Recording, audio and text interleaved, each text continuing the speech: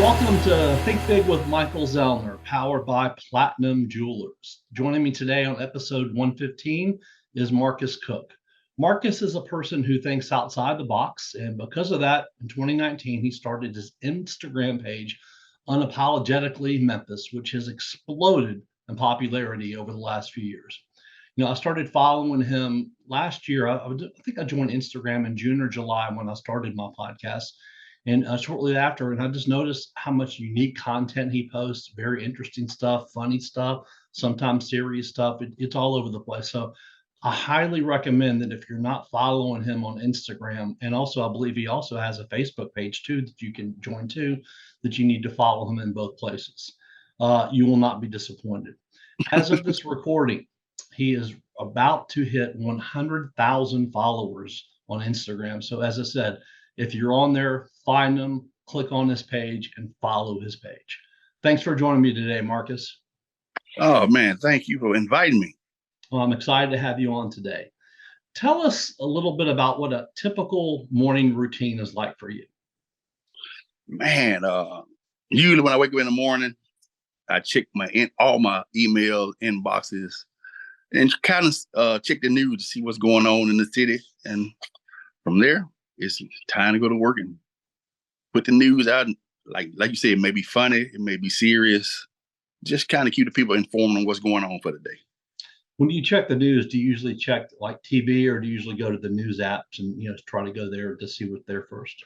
I got one particular news app I use. I forgot what the name of the news app is, but it's a news app. It give me just all the news in the local area and just nationwide. But I know on my local tab, it just give me all the Memphis news going on, and then I kind of go through it. Then I'm like, okay, people probably need to know this. Let me post about this. Then I try to give you something positive or funny. So I try to make it a mix, so it ain't just all negative. Yeah, and you absolutely do that. So that's what I find really unique about the pages, because, like I said, some serious stuff, but a lot of funny stuff too. And so it's definitely very entertaining in that sense. As a child, you grew up in Orange Mound neighborhood of Memphis. What are a few memories of your childhood that you have that, when you think about today, they still make you smile and laugh? Man, my childhood, man. Like I said, I was born in Orange Mound. Stayed there for probably 3-4 years until my parents split. Right. And I was back. My mom's parents, they stayed in Olive Brent, so I was back and forth from there, and she ended up moving to Whitehaven. So, man, I just had a lot of fun time just growing up and seeing just different kids in different neighborhoods. Like I had cousins throughout the neighborhood, so I go over their house and play with them. So just Memphis, everybody was like, Memphis has never been safe. I was like, it was safe, but it probably not as safe as people would think. But I was like, man, I just had fun just playing in the neighborhoods, going to the candy lady, just hanging out with my cousins and just having fun in Memphis. Like, man, like we grew up Liberty Land. We had a Yeah, lot to do. there was a lot more to do. Mud Island was fun back then. I mean, you had, I believe you had a water park here. I mean, there was so much, and you're a kid of the 80s and the 90s. And so, Yes, back then, we didn't think about, at that time, because I'm, a kid of the, late 70s and 80s, and we didn't think about all the craziness that goes on today. I mean, it just didn't cross our mind. We were outside playing. yeah. So like you said, we had the water park. We had Adventure River. Yeah, that's it, Adventure River. So yeah, we had Adventure River. What they had, Discovery Zone. It was just a whole lot of stuff to do in the city, and man, it was just a fun time. It was, and you and I talked about off air Memphis Chicks games that went to. There was, soccer back then, the Memphis Rogues, the Memphis Americans at that Yeah, time, wrestling at the Mid South Coliseum. I mean, there was just a lot of fun, and there's still a lot of stuff to do now. But back then, as a kid, you didn't think about the stuff that you thought about today. We were just into having fun and playing. exactly. So yeah, yes, especially at the Coliseum. I hate when they say they're gonna tear the Coliseum out. Oh, me too. And I got so many memories at the Coliseum, just going to see Bigfoot and all that kind of stuff. Like, man, they had like monster truck shows, wrestling, Oh concerts. gosh, yeah. And I interviewed William Bedford, that played at Memphis State yesterday, and he and I were talking about the basketball games back there in the 80s, and we were like, Mm-hmm. Memphis State won like almost 90% of the games there from 1980 to 1990. So I mean, it Mm-hmm. was just Coliseum is an amazing place, and they could My opinion only. They still could build that soccer stadium there. There's plenty of place out there for them to build that stadium and still keep the Coliseum and make it work for everybody and turn that into, good mid-range music venue that people can go see concerts at instead of going down to the Lander Center. Exactly. I would say, that would help instead of, everything's supposed to go through FedEx. But I was like, I don't know who signed that contract, who got paid. But Right. I was like, I was like, man, the Coliseum would have been, and from what I heard, they say it's still structurally good. They were like, it really is not. I was like, I don't see why it would be damaged, Right. but I was like, I would love for them to renovate it, spend a little money on it, but I don't run the city. I know, they have talking about putting all the money in. Look, and I'm all for that, all the money they want to put in. But one of the things that I talk about a lot is that you got to do things from the inside out. You can build, but unless you go into the neighborhoods where these kids are and you build community centers and the YMCAs and have places for these kids, especially in the poorer neighborhoods, to go to and have people that they can be around that are good mentors to them, you're going to continue to have the problems that you have today. And, that's one of the things that you talk about on your page is, the crime issues in Memphis, but you got to build it from the inside out. They have enough money to do all of it if they really want to, in my opinion. I know that they do. They have enough money to build everything they want to build and put the money in, and they do a little bit here and there, but they need to be doing a lot more than they're doing. Yeah, they do. They do. Like I said, them community centers and things that's missing in these neighborhoods, and just mentor to these kids. I like when we grew up, we had a lot of people to look up to and that kind of gave us advice. So kids now, I see, so many families like single parent homes. So a lot of people don't give the kids advice. So they're doing a lot of crazy stuff. So you don't have many men around you. You probably have less guidance and you do crazy stuff. Absolutely. You talked about your parents. I believe that your parents separated. Your mom was working at night, and the decision was made. You just mentioned about you moving into Olive Branch with your grandparents. Obviously, it was a smart decision. Your family must have, loved you very much because they wanted what was best for you, which was to be raised, in Olive Branch where you had, both your grandparents around you the whole time. What was that time like for you, moving down there?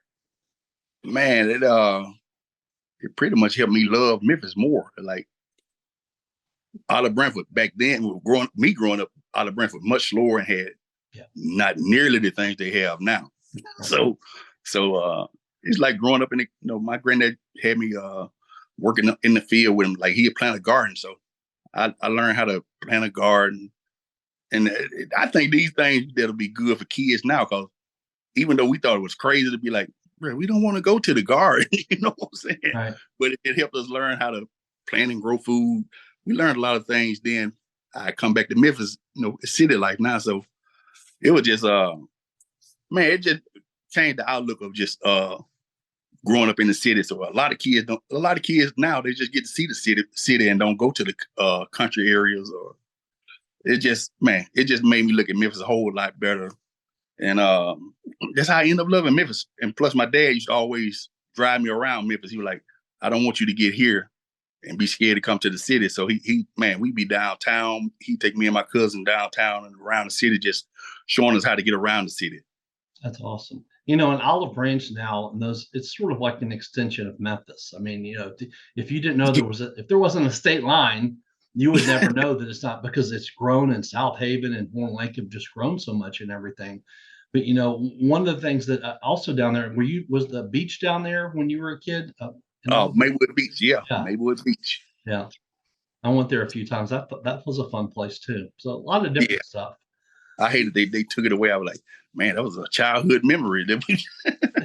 Everything, Adventure River gone, Liberty Lane gone. I mean, everything, right? All the stuff that we had as fun things that we did as kids. Nowadays, kids don't even know about any of that stuff. Like you can talk about it, they're like, what? That's ancient history to them.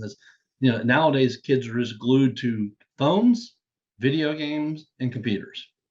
Yep, that's it. That's them my son's favorite thing. Like, I'm not gonna let you play the tablet all day. I'm not letting you play the PlayStation all day. So you're gonna have to do something else. You're gonna get a book or something.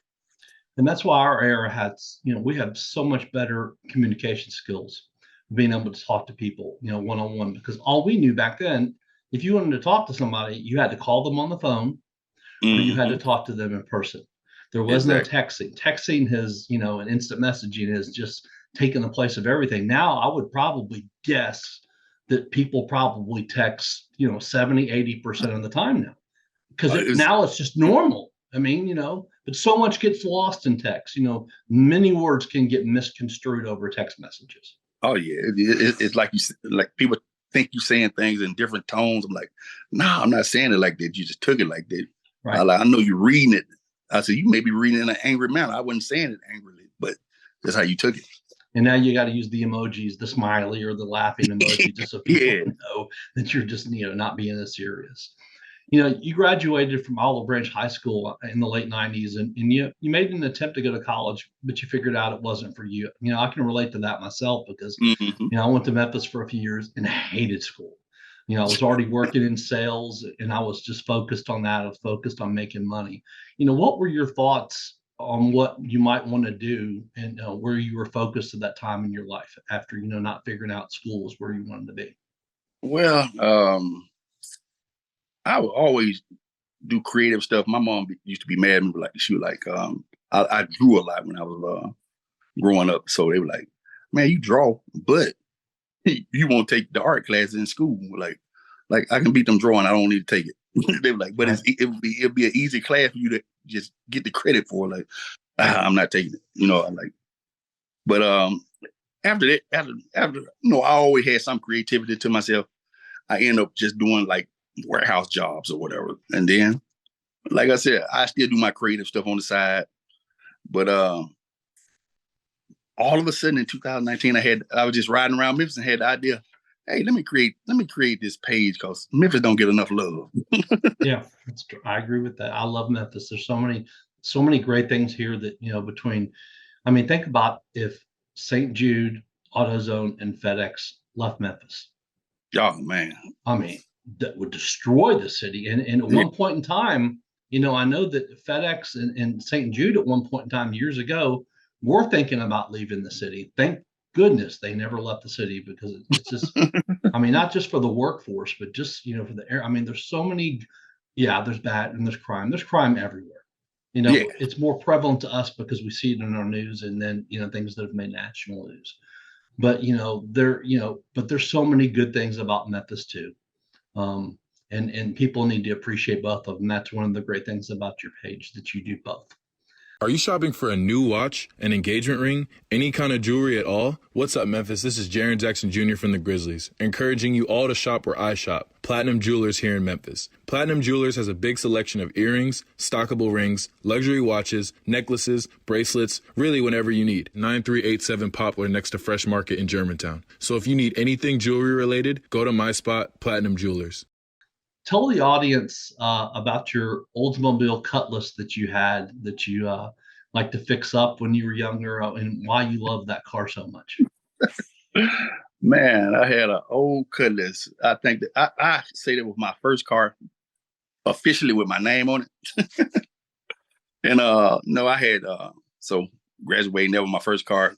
Ended up putting some, what I think the rent was like $2,300 back then, Wow. and 98. So Yeah. I had it real clean. Just we'll call it a dope boy car. That's what it was. it just had that look. So that's what everybody thought it was. Like nah, it just clean to me. But if you want to call it that, okay, that's what it is. But it had a nice paint job on it. Nothing just crazy, but the rims was the focus.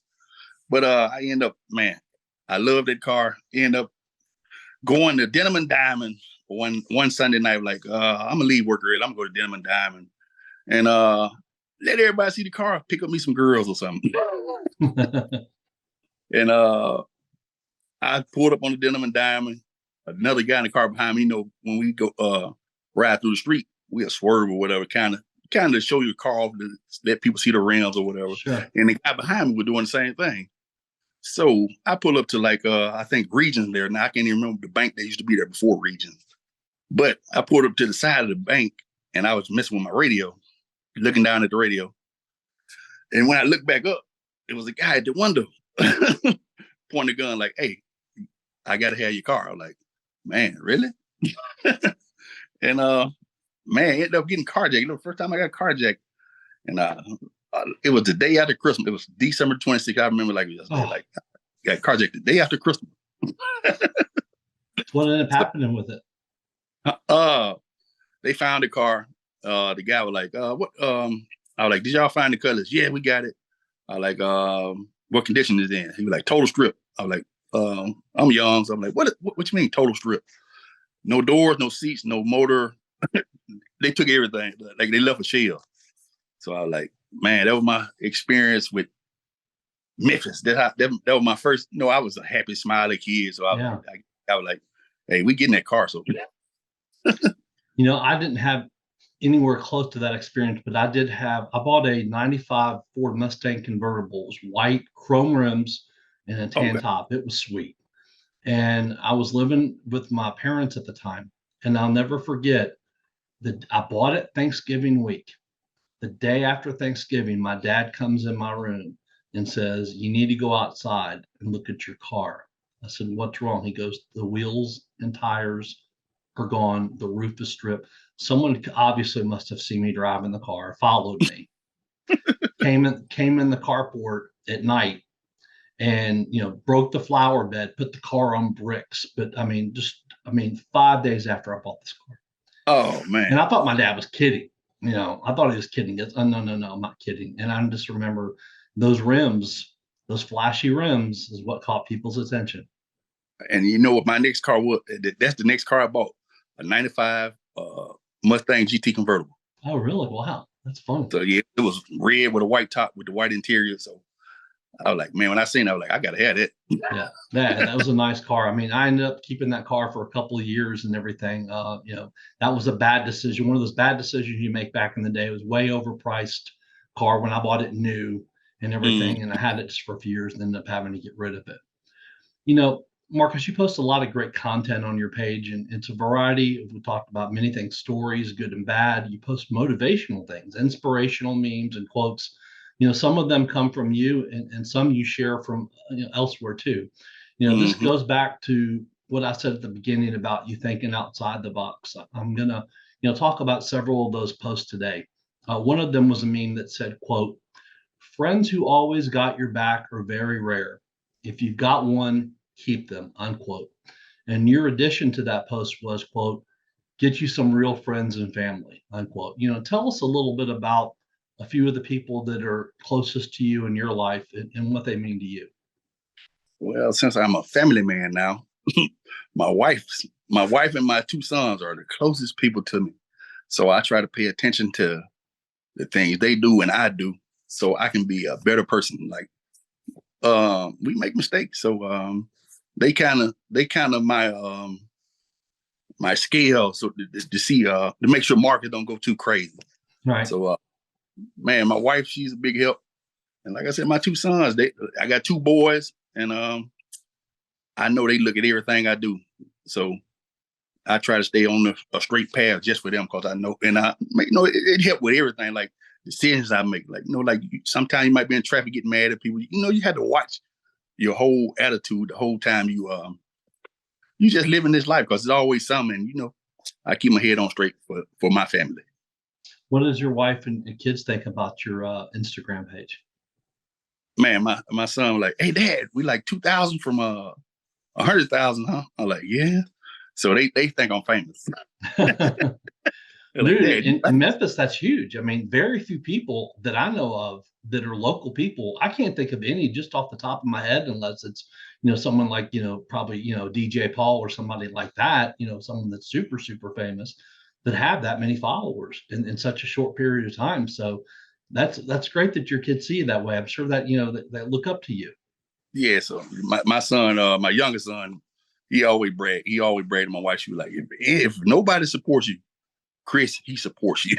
He like, how, not giving too much information about, but how old are the boys? Chris is 7, finna turn 8, and Matthew is 9. He about to turn 10 in August. And so do you try to keep them away from the phones and, the computer games as much as possible? No, that has to be hard at that age. I let them play a little bit. What I try to keep them away from the most is like the rap music we listen to now. Like, I like the music now. Like growing up, the music we grew up on, it was crazy. But to me, the music they grew up on now, like all they talk about is guns, shooting. Yeah. So I like, they don't need, what an 8 or 9-year-old need to hear that kind of music for. Yeah, people, that say that does not have an effect on kids are lying. It does. There's no way that it cannot have an effect on kids if that's all they listen to all day long. If they listen to songs that talk about guns, they play video games that have guns in them and everything. And I'm pro gun, but I know that there's some things that that like that you just kids that age just do not need to be listening to or watching. Yeah, so I kind of let them play the Fortnite. That's about the best they can get. But other than that, like my wife, like no Grand Theft Auto or none of that. So like I was like, okay, we try to keep at least those boundaries. Like, son, that's not normal. That's not regular. We ain't gonna let you see it till you of age to be able to handle it. Really. Very good. That's great. Good for you guys. If you could have coffee or a beer with any historical figure, anyone from the past, who would you choose and why? I'm going with Robert R. Church. Robert R. Church was a very important man for the city of Memphis. He, if you read anything about him, he basically saved the city with a like $1,000 bond or whatever he bought to charter the city or something. But I think he is a very important person in this city, and I would like to be the entrepreneur he was for the city. If I could sit down with him, I think that would be real dope. That's awesome. When you were in your 20s, you talked about you started working in warehouse work in, I believe, a few different companies like Federal Express and Nike. What did you learn about yourself during those years that have helped you in your life today? Man, I just I knew I didn't like working. I found very fast. I was like, man, I don't like work for a person. But I learned how to be good with people. Like if anybody see me now, like I meet people that I worked back in previous times, and they're like, man, I remember when you was saying you were gonna do this and that at work, and now you're doing it. So I was like, I just everybody know me like he a real laid back, cool guy. I try to keep a positive mind at all times, and man, it just taught me to work with people and respect people at these jobs. And that's another thing that lacks today. A lot of these younger kids coming up, the lack of respect, and the lack of empathy that people have for other people. It's not just young people. It's people all the way up into their 20s and 30s. And it's so upsetting when you see things like that. Like if I didn't say yes, sir, or yes, ma'am, and I was around my mom and dad, I got disciplined for it. I mean, I Yeah. was not that I got smacked or anything, but I was like, that's the way I was brought up. You Mm-hmm. hold the door open for people. I hold the door open. I don't care if it's a female or a male. If I'm walking in or out of a place and someone's walking in, I just do it. And it's not even something that I think about anymore.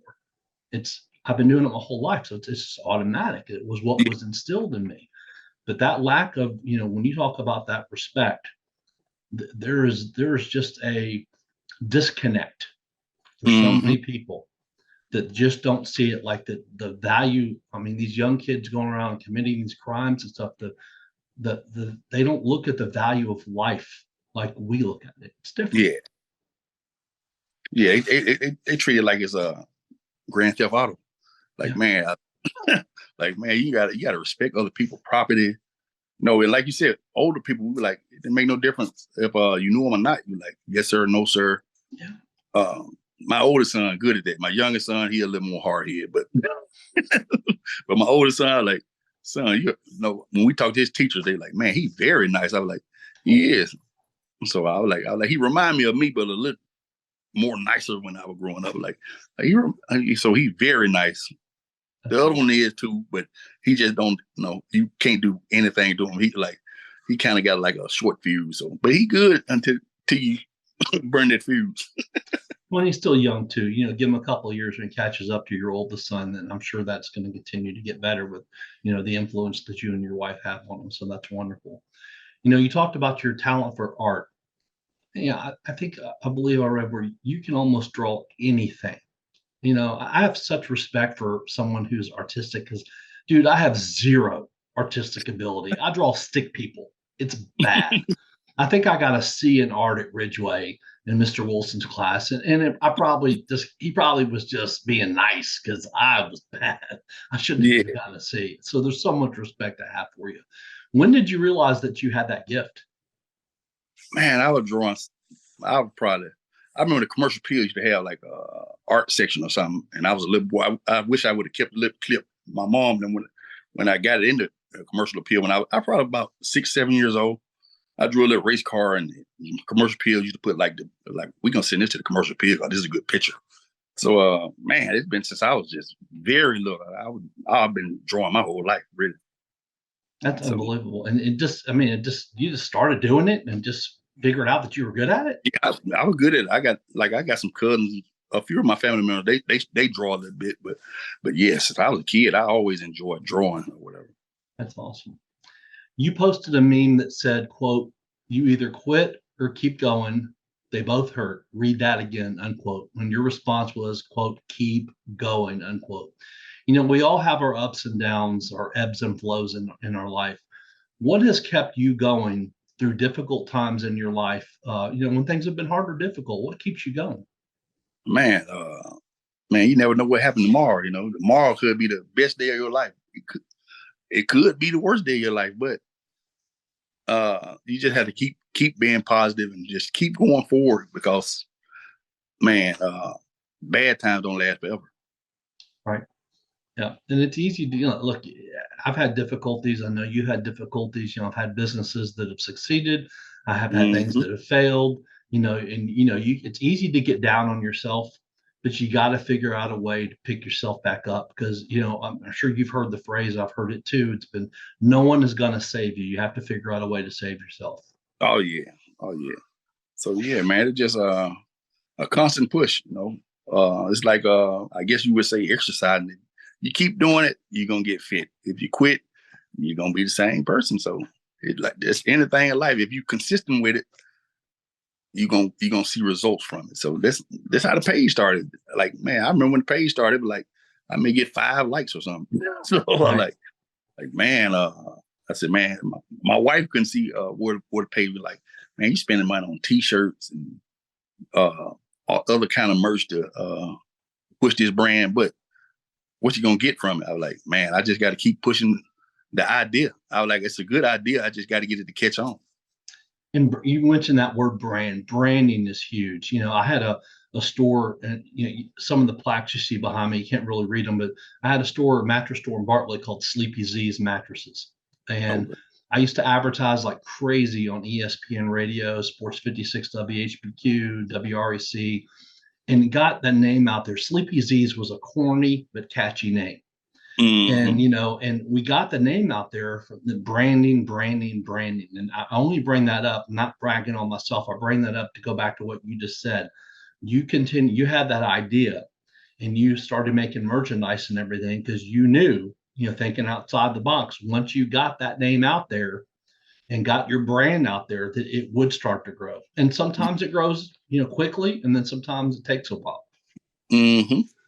So like you said, you just keep pushing that nail. That's like with my son, we went to Huey's. So I had on the Memphis Tiger shirt, the MTN Memphis Tiger shirt that I made. So the guy was like, "Hey, that's an unapologetically Memphis shirt." So There you go. I'm like, okay, they know who we are when they see this shirt. Absolutely. That's exactly what it's all about. You have to You know, promote yourself, man. that just helped my. That was the youngest son. He was like, "Dad, everybody know you everywhere." I was like, man, you got to keep pushing the idea. I was like, McDonald's put commercials on the TV every day. Everybody know who McDonald's is, but if I keep putting it in your face, you be like, okay, Right. maybe like getting a burger now if I see this commercial or whatever. Exactly. That's exactly right. They keep pushing it, even though you know exactly what it is. What's the best compliment that you've ever gotten in your life or with your Instagram page? Man, I have people on a daily basis just telling me, don't stop, keep doing what I'm doing because it's positive. And like my wife always get on me because I was like, man, everybody say that. I say, to me, I'm just doing what's natural to me. and it's not necessarily being positive, just being like, I do the right thing. So I'm just trying to show you the right thing. So everybody, like, if it help other people, I'm just still doing me. Like, okay, if you say I'm helping you, that's fine. Like, we try to partner with other people so we can spread more good news and make the city look good. That's all. So, and you don't realize the effect. I mean, you do, but people in general don't realize the effect that you can have on other people. There are probably people that your page is one of the main pages that they look at here in Memphis, and they look at it for inspiration, motivation, the news, the crime, whatever it is. But they're looking at it, and it affects their day. And I guarantee you that I just know this. I guarantee you've gotten messages from people, just like you said, people that have thanked you. Just please keep going, because it means a lot to people. yeah, man, I was shocked that St. George, the Catholic school in Memphis, I was like, they wanted to interview me like that. So they wanted to interview to see why did I start and how I think about it. So I was like, it's crazy. I was like, even the kids, like the kids even like uncalled like, hey, we want to see what Unapologetically Memphis got to say about it. Yeah, I mean, you're going to, I guarantee you that, I mean, just like that started there. That's going to end up growing even more. There's going to be more schools and places like that down the road. They're going to want you to come speak. I mean, that's awesome. That's a positive, man. That's great. And like I said, it just all started from the love of a city. It wasn't, I did not look forward to turn into like a business opportunity or nothing. So it just, like I said, it was just, I love Memphis. I like, and growing up in Olive Branch, like going in between, everybody like, man, what neighborhood you love the most? I was like, being that I grew up part of the time in Olive Branch, sometime in Whitehaven, because my mom and dad both lived in Whitehaven. So I split time there because, the work schedule made me stay at my grandma's house, grandmom and granddad more. But I was like, it was like a triangle. I was like, that made me love the city more just, and not show one particular area more love. I was able to spread it just from growing up all in that little triangle, in that Olive Branch, Whitehaven area, back and forth. My grandparents lived in Whitehaven in the 60s and 70s. They lived on a street called Mickey Drive. And every once in a while, I'll still drive out there. It's been a few years, but every once in a while, I'll still drive out there. Their house looks exactly the same. And I'll stop, and people are probably wondering, who is this guy? But I'll stop and look at it for a few minutes, and my mind will go back to those times, because it backs up to the Whitehaven Tennis Community Center over there. And so you probably know where that is. Yeah. And I just remember those times, spending time with my grandparents, walking around the community center with my grandfather, him waiting for me to walk around to see if people had hit tennis balls over the fence and to grab the tennis balls. So those are some good times back there. So, having those memories, it's great. Sometimes having a great memory like I have is a blessing and a curse, because there's things that you remember that you're like, I don't want to remember that. Yeah. But overall, I would say the blessing outweighs the curse for sure. Yeah, my parents actually, my mom passed, but my stepdad, he actually still stay in the house that I grew up in. Me and my sister grew up in so he's still in Whitehaven till now. My dad, he actually his house back in Olive Branch on his mom's old land. So his mom was from Olive Branch, so she has some land. He built his house in Olive Branch, but my stepdad, he still stay in the house in Whitehaven. That's cool. Do you still have a relationship with your stepfather? Yes, I do. Yeah, okay. I mean, my stepdad is comparable to my dad. Nice. So I grew up like having two dads, because he didn't give me bad advice. He was able to spank me if I was messing up. So I had like two dads. So it was cool. And that's great, because it's not always that way. Sometimes a stepdad or stepmom situation isn't a good situation. So for you to have it to where it's good, that's awesome. And the fact that you got spanked, I got spanked. I remember my dad telling me to go pick out a switch. Do you want the belt? Do you want the hand? I mean, right. Yeah. Nowadays, you don't hear about that anymore, but we went through it. And I think that's one of the big things that makes a difference in our generation. Yeah, because I think we talked about I go live sometime on Monday, and we were saying like parenting. We brought up parenting, I think, yesterday. And we were saying a lot of times the ladies don't want like the new person to discipline their kid or whatever. Like, you know what I'm saying? If you don't mean any harm to the kid, I don't see the problem. Right. But we live in a whole different time where people really don't like disciplining kids anyway now. So Yeah. I remember being scared, gotten threatened one time with a paddle at Ridgeway. All it took was once. I never wanted to go back to the vice principal, Mr. White's office, ever. exactly, I wasn't a fan of paddling either. So I was like, man, I'm staying out of trouble because I'm not getting no paddling at school like that. I have had it, so I was like, I'm not. We don't make this normal. Exactly. Marques, you said, quote, Memphis can bring out the best or the worst out of you. Got to have a solid group of individuals in your presence to realize that, unquote. What does that mean to you? Man, like the situation I said with the car, it man, it was a learning moment for me when I got carjacked. I could have did something crazy or took a crazy path and tried to go find the guys, kill them or whatever. But I like my parents. Apparently, my mom was very upset. She rode around with her pistol for, I bet, a week. That's her son's car. You got carjacked. She was so upset about it. Like, really, somebody stole your car and put a gun in your head. Like, yeah, they wanted it. So, wow. You just have to have the right people around you to make sure you stay grounded, don't do stuff crazy. So, before they stole the car, my parents always were like, man, this car is very clean, son. If somebody try to get this car, let them have it. Don't fight for the car. Like, we'll get you another car. Right. Let them have the car. Yep. So, man, you just have to have the right people in your ear telling you the right things in order for this city to be good for you. If you got the right people, great city. Wrong people, John Morant. Yeah. Yeah. And so he's young enough to where, he'll get the right people around him.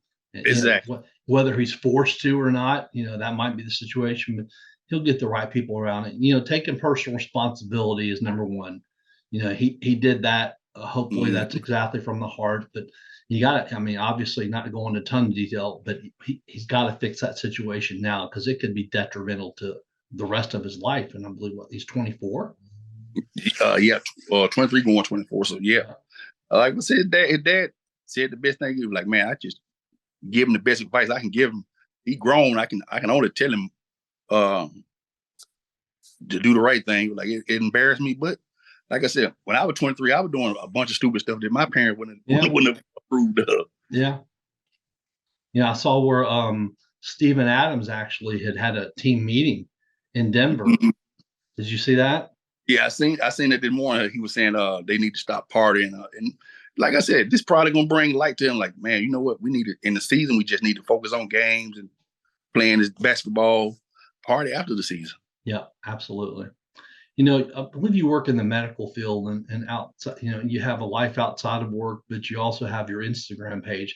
How have you been able to balance your family, the kids, the Instagram page, and work and life? How have you been able to do that over the last 3 or 4 years? Man, everybody like, man, how you post like you do and you work? I like my job is very laid back, so I'm able to see what's going on, post things that's happening through the day. Sometime late at night, go to soccer games with my 2 sons because both of them play soccer now. Nice. And so, man, it's just communicating with my wife. We got a calendar, so I put down like when I had to do stuff like this. I put down a lot of events. So she was like, "Man, you be busy." I was like, "Yeah." So you got to have a partner that's willing to help you be flexible to make some of these things. And like I said, I'm building a team.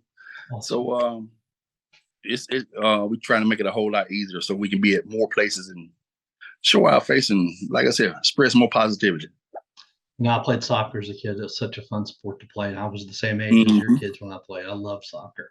Oh, yeah. That's what I was telling my wife when I was their age. I played. So I was like, when we got older, all the branch didn't have soccer. So I kind of let it go. But right. I was like, now, I said soccer big now. So it's soccer everywhere.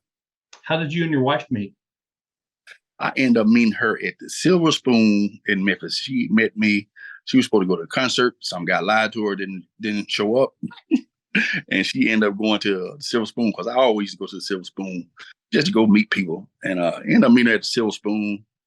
And we ended up getting married a few years later.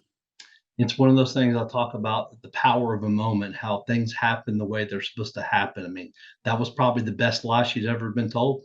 Yeah, so no, I had looked past my wife. She was trying to get my attention. I was trying to talk to another girl with like a short skirt on. And man, I just have me and my friend, we went outside and I sat on the front of my truck waiting on the girl to come out. And her friend ended up coming to me like, "Hey, my girlfriend been trying to get your attention all night and you hadn't been paying attention."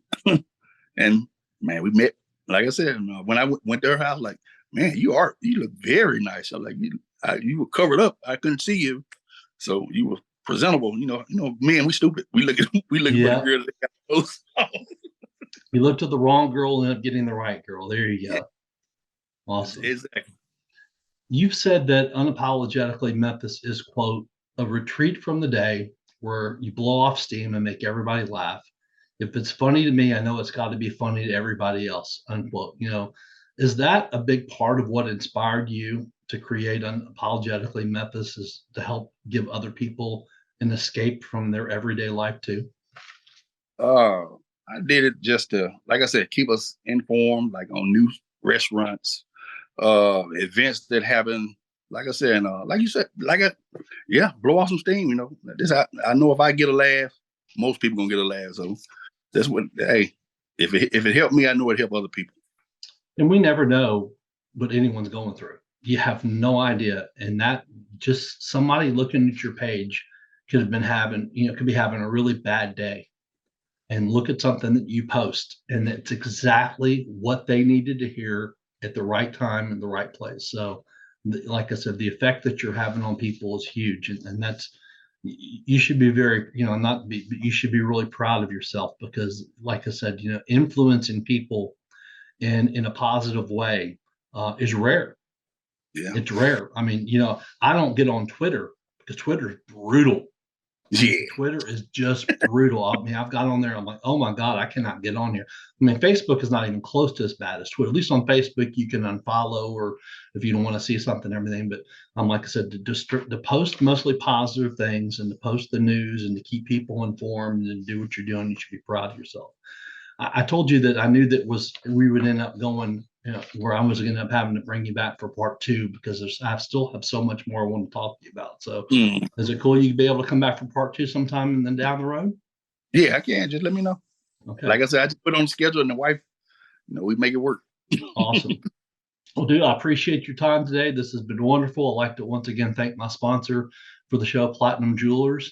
And we'll have Marques back on soon. And make sure, once again, that you go on Instagram, go to Unapologetically Memphis, and follow the page, and start looking at the content on there, because it's gonna make you smile most of the time. There's some stuff on there that's serious too, but most of the time it's going to make you laugh and smile. And not only look at the content, but another thing is read the comments. Yeah, the comments crazy. Right, the comments, some of the stuff on there is crazy, exactly. But overall, it's a lot of fun. So, man, I really appreciate you coming on today, and we'll have you back on soon. All righty, man. Appreciate you. Thanks, Marques. All right, thank you.